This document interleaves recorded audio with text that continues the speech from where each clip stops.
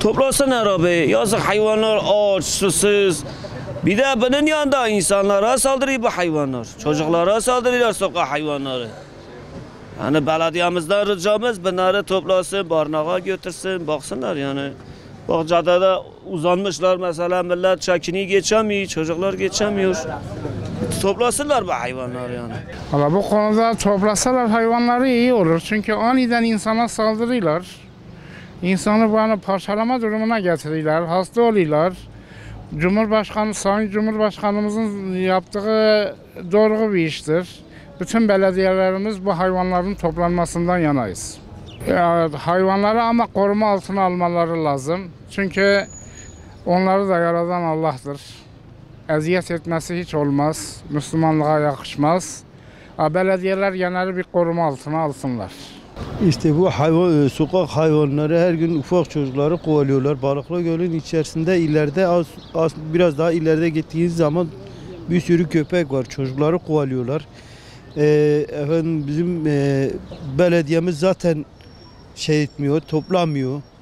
Bu da bizim mesela çocukları şey diyor, mesela tehlike saçıyor. Çocukları kovalıyorlar. Çocukları kapıyorlar. İşte bu kadar, yani toplamalarını isteriz. Böyle? Genel her yerde var. Her yerde çok da, ama Balıklı Göl'de daha fazla. Yani var, burada da var, bayağı var. Az ileride mesela Halilurrahman'a doğru gittiğinizde daha çok var. Mesela orada yolda görürsünüz. Açıkçası yani sokak hayvanları dostlarımızdır. Biz de yani seviyoruz ama başıboş olması durumunda eğer insanlara veya çocuklara zarar verebilecek bir kapasitedeyse eğer belediyelerin bir adım atması lazım. Belediye bir adım atarsa hani başıboş kalmaktansa bir barınakta tutsun.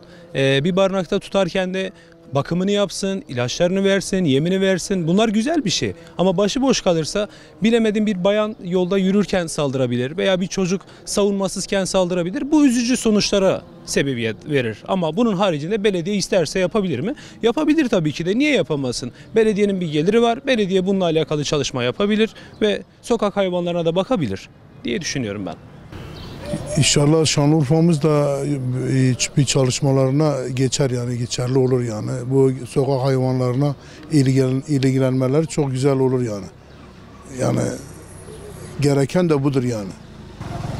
Ya şimdi gece saat 9 ondan sonra kimse evine gidemiyor. Mesela çocuklar, gençler mesela sokaktan gidip ekmek almaya, yani evi yukarıda olanlar mesela şehre uzak olanlar mesela şey yapabiliyor yani, korkuyor yani, gidemiyor yani.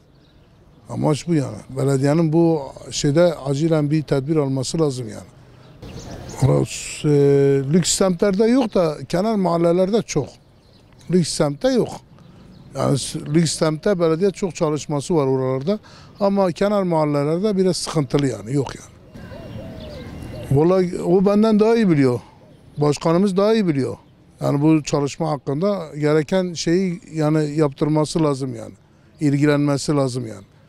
Yani lüks semtlerde yok, kenar mahallelerde çok. Ben de kenar mahallelerde oturan bir vatandaşım yani.